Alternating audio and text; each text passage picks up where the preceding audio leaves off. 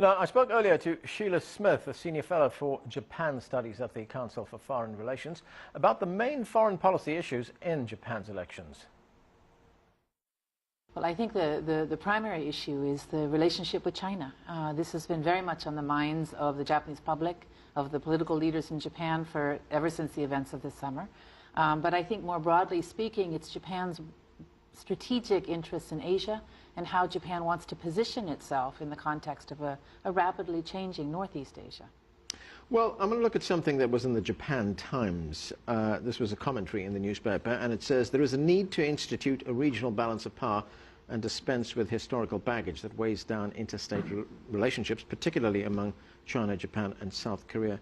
That comment there assumes that there is currently an imbalance of power, right? Well, I think there's a kind of implicit understanding that there's an imbalance, but also that it's static. And I think the one identifying factor of Northeast Asia today is that the balance of power is in shift, it's in flux.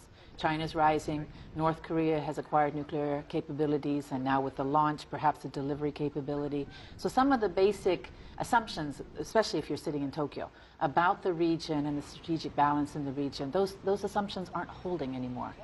The history issues, however, I think in part go hand in hand with some of these strategic issues and ideas. You can't think about the rise of China, whether you're sitting in Beijing or Seoul or Tokyo, without thinking about history.